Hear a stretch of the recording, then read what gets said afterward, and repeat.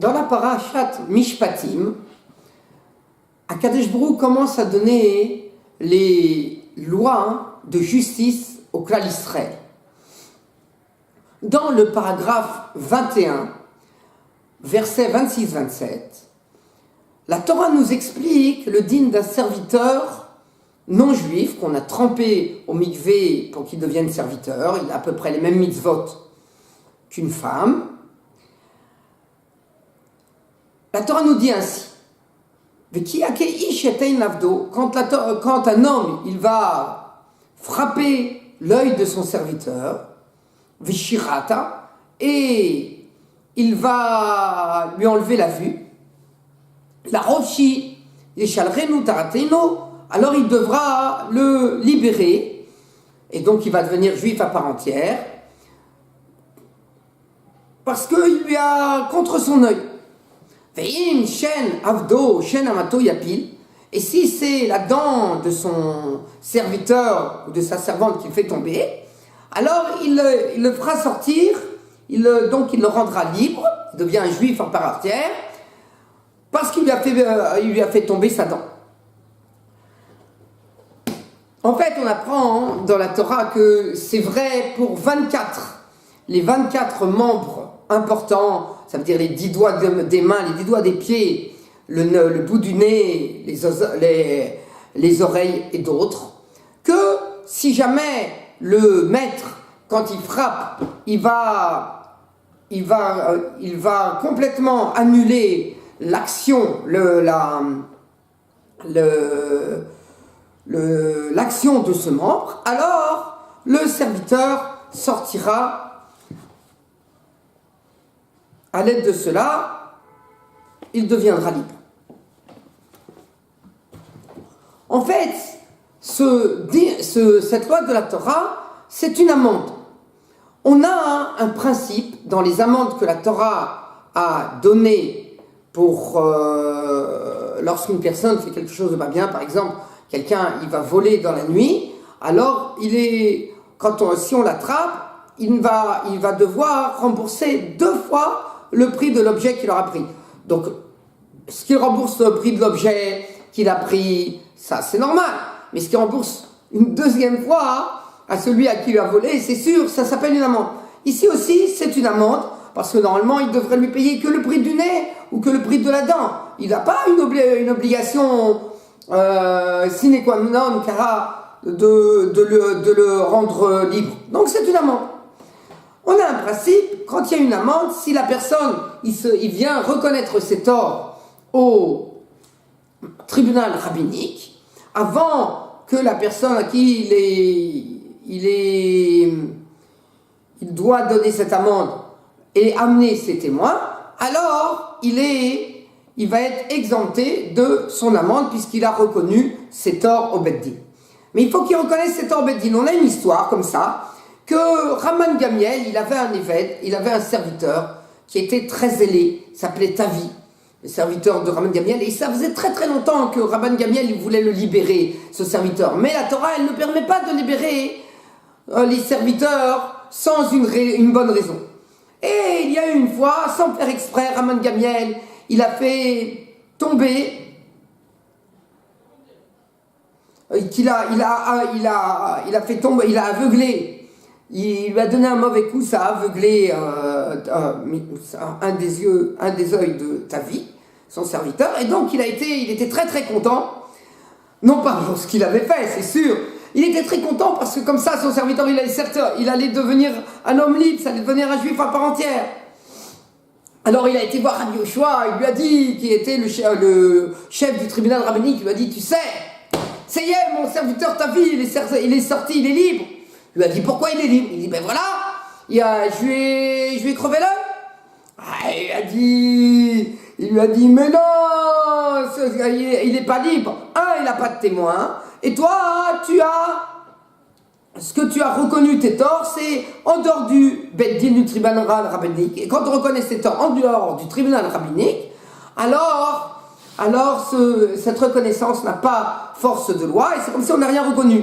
Et en fait, la Gemara veut nous apprendre de là que si par la suite Tavi avait des témoins et avait amené des témoins au tribunal rabbinique, par exemple devant Rabbi Yoshua, alors cette reconnaissance des torts qu'il a fait Raman Gamiel au préalable devant Rabbi Yoshua n'a pas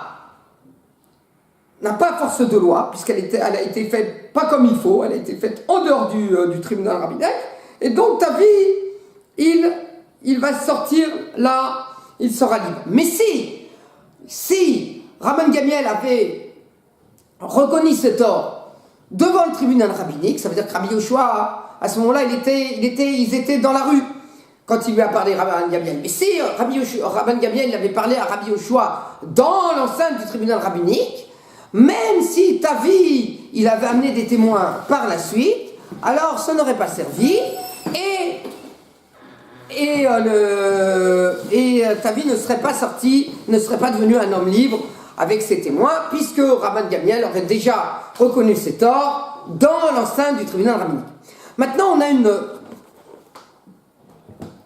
un tour dans le traité Yoredea au chapitre 267 qui nous dit ainsi: la sortie, le fait qu'un serviteur qui était au départ un non-juif, il sort parce que on lui a cassé une dent, et il peut plus se servir de sa dent, ou on lui a crevé l'œil, ou pour les autres, par exemple, on lui a enlevé un doigt. Alors, sa force de droit, dans tous les endroits, ça veut dire même en dehors d'Eretz Israël, et dans toutes les époques, même à notre époque. Cependant, c'est une amende, comme moi je vous l'ai cité. Et pour juger des cas d'amende, on a besoin d'un tribunal qui a reçu son habilité à juger depuis Moshe Rabbeinu. On n'a plus de tribunal de ce genre-là aujourd'hui. Donc, comme on n'a plus de tribunal aujourd'hui de ce genre-là, alors qu'est-ce qui se passe? C'est pour cela qu'aujourd'hui, on ne peut pas juger ce cas, parce qu'on ne peut pas recevoir le témoignage des témoins qui ont vu cet acte que le maître il aurait fait, par exemple, tomber la dent de son serviteur. Et donc, on ne peut pas le recevoir, on n'est pas habilité à recevoir ce témoignage. Donc ce serviteur, il n'a pas de quoi arriver au Beddin et amener ses témoins pour sortir et pour devenir un homme libre. Alors, si le maître maintenant, il va reconnaître ses torts, alors il n'est pas tort. Bien que son serviteur, il veut pas se soumettre à son maître. Et lui, il est maître sur lui-même. Là, c'est comme quelqu'un, il y a quelqu'un qui m'a volé. Je veux lui sortir le double. Maintenant, le double de la somme qu'il m'a volé, c'est une amende. Je peux pas lui prendre. Mais si je lui ai pris, il avait cette personne qui m'a... Shimon, il a volé Réhouven, et Shimon et Réhouven, il a pris un objet, il avait déjà un objet de Shimon chez lui, qui vaut le double prix de ce qui lui a été volé. Alors il retient pour ça. Alors dans un cas pareil, il le retient, il l'a dans sa main, alors le Beddin, il peut dire à Réhouven, bon, mais puisque c'est comme ça reste dans ta main, puisque selon le droit de la Torah, ça t'appartiendrait. Nous, on n'a pas le droit si jamais tu l'as pas pris, tu l'as pas saisi, alors on n'a pas la force de te faire que Shimon, il va te donner ce double du prix de l'objet qu'il t'a volé. Mais, puisque maintenant il l'a saisi et qu'il a, dans un cas où il a le droit de le saisir, c'est un cas, il faut vérifier dans quel cas il a le droit, alors dans ce cas-là, ça marche. Alors, il dit la même chose ici. Le serviteur, il a une saisie sur son propre corps. Lui, il dit, écoutez, moi j'ai des témoins qu'il m'a fait ça, et donc normalement je devrais être libre. Alors c'est vrai que vous ne pouvez pas juger, parce que vous n'êtes pas habilité à juger. mais moi j'ai dit, moi je fais une saisie sur mon propre corps. Il dit, malgré tout, le Ravad, ça ne sert à rien, parce que puisque, même s'il a une saisie, si le maître, il va reconnaître ses torts, alors, dans un cas pareil, et que le serviteur n'aurait pas encore amené ses témoins au Beddin, alors le maître, il est exempté de son amende, donc ça ne sert à rien, et donc selon ce qu'on comprend de ce texte du Tour, donc le serviteur, il est obligé d'aller servir chez son maître. C'est comme ça qu'il a écrit le Ravad, comme ça il nous dit le Tour. Mais c'est très difficile de comprendre comme ça. Le Beth Yosef, il dit, non, moi je ne suis pas d'accord sur cette compréhension du Ravad. Tout ce qu'il a dit, le Ravad, c'est vrai que le Ravad, il a dit que si le maître, il reconnaît, alors, à ce moment-là, même si le serviteur, il a des témoins, tant que le serviteur, il n'a pas amené les témoins au Beddin, si le maître, c'est lui le premier qui va au Beddin et qui reconnaît ses torts, alors il est exempté de son amende et donc le serviteur devra retourner servir son maître. Mais ça, c'est à l'époque où on pouvait juger. Aujourd'hui, on ne peut pas juger ce cas-là. Donc, de la même manière qu'on ne peut pas recevoir le témoignage des témoins, de la même manière, on ne peut pas recevoir cette reconnaissance des torts du maître au tribunal rabbinique, puisqu'on n'a pas un tribunal rabbinique habilité à juger ce cas-là. Et donc cette reconnaissance de tort n'a pas de force de droit aujourd'hui. Donc, on reste, il dit le Beth Yosef, on reste sur le fait que le serviteur, il a une saisie sur son propre corps, et donc il n'a pas allé à servir son maître, même à notre époque, même pour le Ravad. Par contre, le Ramban, et le Tour, il nous ramène un Ramban et un Roche, qui disent que puisqu'aujourd'hui, on n'a pas de tribunal rabbinique qui est habilité à juger ces cas d'amende, donc il dit, et comme il a expliqué le Beth Yosef, que c'est aussi l'avis du Ravad, et non pas comme on a compris le Tour, dans l'avis du Ravad, donc il dit c'est même l'avis du Ravad, mais donc comme le Ramban, que puisqu'on n'a pas de tribunal rabbinique qui est habilité à juger ces cas d'amende, alors c'est comme s'il avait reconnu ses torts, même s'il a reconnu ses torts devant le tribunal rabbinique d'aujourd'hui, c'est comme s'il avait reconnu ses torts en dehors du Beddin, la même manière que Raman Gamiel a reconnu ses torts devant Rabbi Yoshua, et Rabbi Yoshua était en dehors du Beddin, et que cette reconnaissance de tort n'a pas de force de droit.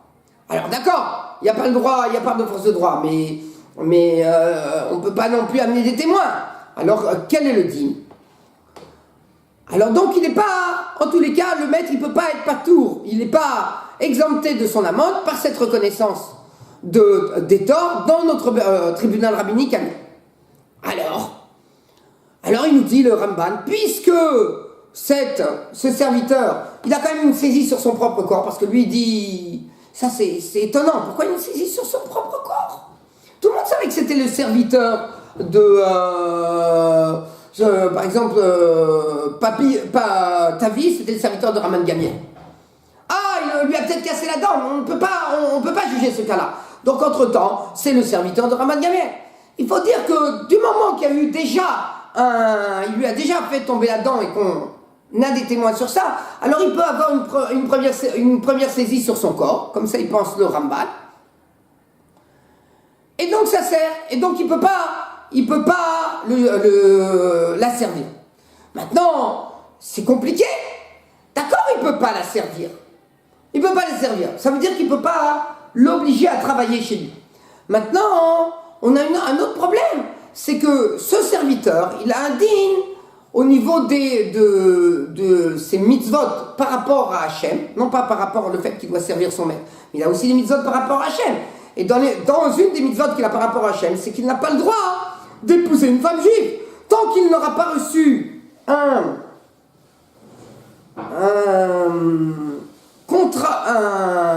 texte comme un guet qu'on donne à une femme pour la libérer et qu'elle puisse de nouveau se remarier. Alors la même chose, tant que ce serviteur il n'aura pas reçu un guet de son maître, comme quoi maintenant il est un homme libre, et que donc il a tous les droits d'un homme libre, et que ce guet va lui donner comme une conversion. Et donc il pourra maintenant, à partir du moment qu'il reçoit son guet, il pourra se marier avec une femme juive. Mais tant qu'il n'a pas reçu son guet, il ne peut pas se marier avec une femme juive.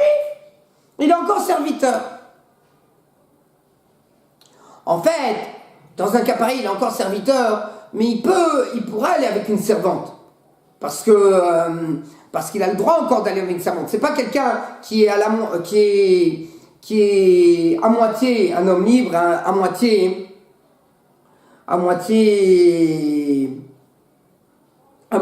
asservi.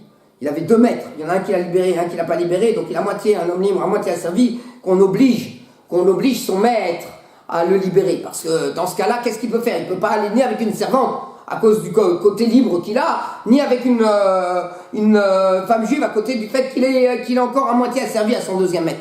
Mais ici, là, il est complètement asservi, donc il pourrait aller encore avec une servante. Mais on peut dire que, en fait, puisque c'est un homme libre et qu'il veut se comporter comme un homme libre, alors on ne peut pas l'obliger à aller avec une servante. Donc, et donc, dans un cas pareil, puisque, qu'est-ce qu'on peut dire? Oui, d'accord, mais si jamais le Beth Amikdash est construit, il va y avoir de nouveau le Sanhedrin, et on va pouvoir recevoir la reconnaissance des torts de son maître. Et peut-être c'est son maître qui va se précipiter au Beth Din et qui va arriver avant les témoins. Et donc, dans un cas pareil, il pourra de nouveau asservir son serviteur.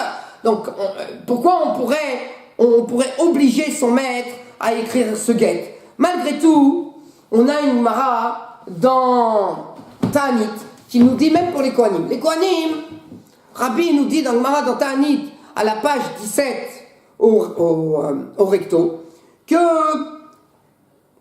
si jamais on construit le Beth Amikdash aujourd'hui, peut-être tous les Kohanim, on va avoir besoin de tous les Kohanim pour servir le Beth Amikdash.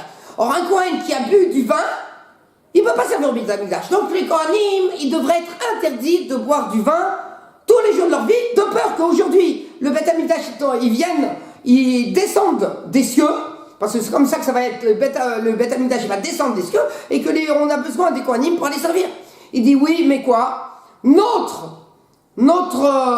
fait que nous, on a un problème, que ça fait des années que le Beth Amikdash n'a pas été construit, c'est ça qui va permettre, qui va donner une takana, qui va aider le Kohen qui puisse boire du vin. Et Rachid explique, parce qu'on ne craint pas que le Beth Amikdash, il va être construit maintenant. Ça fait déjà plus de 2000 ans qu'il n'a pas été construit. On ne craint pas que ça va être tout de suite qu'il va être construit. Bien que c'est possible que ça va être tout de suite. On attend le Mashiach à tout instant. Mais malgré qu'on attend à tout instant, ça c'est une chose. J'ai une misade d'attendre à tout instant, ils peuvent venir à tout instant. Mais malgré tout, au niveau de la loi qui peut venir à tout instant, on ne dit pas, et le Kohen il peut boire. Alors la même chose par rapport à ce serviteur, on ne va pas dire qu'à tout instant ça va être construit, il va y avoir un Sanhedrin et ils vont pouvoir aller juger leur cas, et donc on n'a pas obligé le maître. Puisqu'on ne dit pas comme ça, on dit ça peut arriver encore dans 1000 ans, qu'est-ce que tu vas laisser? Tu vas laisser ce pauvre serviteur comme ça, donc c'est sûr que le maître, il doit le libérer. Ça c'est l'avis du Beth Yosef qui est rapporté dans le Shulchan Aruch. Le Bar, il n'est pas d'accord. Il dit que le Ravad et le Rambam pensent que bien qu'on ne peut pas recevoir une édoute, un témoignage dans un Beth Din, parce qu'un témoignage, c'est quelque chose qu'on doit vérifier. On doit faire très attention à ce qu'ils ont dit. Est-ce qu'ils n'ont pas inventé? Est-ce qu'ils ont bien vu? Donc ça a besoin d'un Beth Din et d'un tribunal rabbinique de Mumrim, et ça on n'a pas, donc on ne peut pas faire, on ne peut pas recevoir ce témoignage des témoins. Par contre, si le maître il vient reconnaître ses torts, ça j'ai pas besoin d'un tribunal rabbinique qui est une très grande autorité. Il vient, il dit, moi je reconnais, c'est moi qui m'ai fait tomber là-dedans. Qu'est-ce que j'ai besoin d'un tribunal rabbinique tellement moumré? N'importe qui peut entendre que le maître il est en train de dire je reconnais mes torts. Donc il dit que en fait n'importe quel Beth Din il peut reconnaître ses torts. Rabban Gamiel c'était différent. Rabban Gamiel il a reconnu ses torts devant le tribunal rabbinique, devant Rabbi Yoshua qui était le chef du tribunal rabbinique, mais seulement Rabbi Yoshua il était en dehors du Beth Din, il était dans la rue. Dans la rue il n'a pas la force d'un tribunal rabbinique, c'est pour ça que ça marchait pas. Mais si c'était dans l'enceinte d'un tribunal rabbinique, et ce qui manque c'est juste cette habilité que le tribunal rabbinique doit avoir pour juger les amendes depuis Moshe Rabbeinu, et que ça on n'a pas aujourd'hui, ça c'est simplement pour la partie de recevoir le témoignage. Mais pour la reconnaissance des torts, il n'y a pas besoin. Donc le maître il peut reconnaître ses torts. Donc puisqu'il peut reconnaître ses torts, donc il a une avance sur son serviteur. Le serviteur lui ne peut pas amener ses témoins, lui il peut reconnaître ses torts à n'importe quel instant, bien qu'il ne les ait pas encore reconnus au Beth Din. Mais puisqu'il le peut à n'importe quel instant aller dans n'importe quel tribunal rabbinique et reconnaître ses torts, à ce moment-là, le serviteur est asservi à son maître. Voilà, comme ça il pense le Ravad selon le Bar. Et le Rabar il dit que c'est aussi l'avis du Rambam.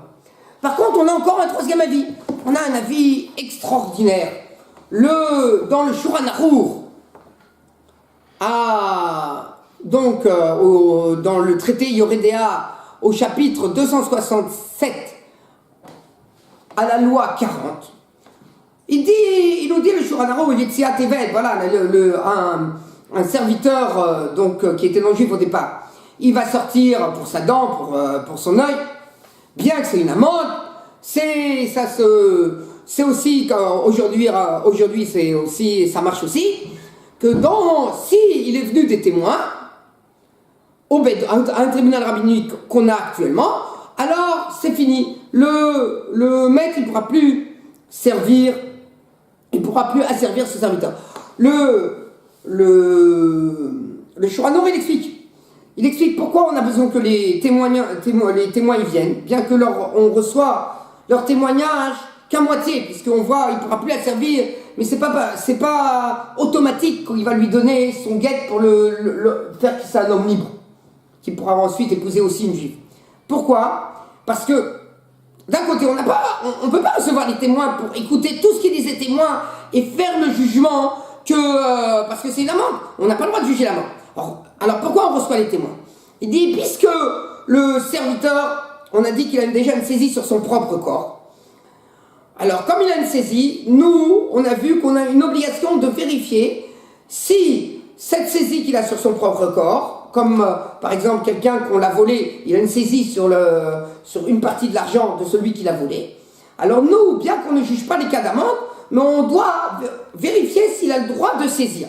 Donc on doit vérifier s'il a le droit de saisir. Comment on vérifie s'il a le droit de saisir? Donc ce serviteur, il va amener des témoins, parce que s'il n'a pas de témoins, on lui dira, monsieur, c'est très bien, c'est vrai, on vous croit, il vous a cassé la dent, il vous a crevé l'œil, mais vous n'avez pas de témoins. Or la Torah, ce qu'elle vous a permis de sortir, elle vous a donné le fait que vous avez le droit de sortir, vous êtes devenu un homme libre, grâce au fait qu'il vous a fait tomber la dent, ou qu'il vous a crevé l'œil, c'est parce que vous avez des témoins. Si vous n'avez pas des témoins, vous n'avez pas ce droit de la Torah. Donc s'il n'amène pas de témoins, c'est sûr qu'il a perdu le serviteur, il doit être asservi à son maître. Maintenant, quand il amène des témoins, donc on commence à les écouter, on voit que il y a de quoi écouter les témoins, ils disent pas n'importe quoi. Ah, on ne peut pas les écouter complètement pour nous dire que c'est comme ça et qu'en fait, effectivement, il doit lui écrire, le maître, un guet pour le rendre, pour lui donner sa liberté, qu'il devienne un homme libre, un juif à part entière. Donc nous, on ne peut pas juger comme ça, mais au moins, on dit, il a des témoins, il est saisi sur son corps, tu n'as pas le droit de la servir. Alors maintenant, il y en a qui disent même qu'on va le mettre en idouille, le mec, jusqu'à temps qu'il lui écrive son guet, parce qu'on ne va pas laisser ce serviteur comme ça, au milieu de deux chaises. D'un côté, il n'est plus asservi, ça veut dire qu'il ne peut pas l'obliger à travailler chez lui, mais de l'autre côté, il n'est pas vraiment juif, et il ne peut pas aller avec une juive, c'est embêtant.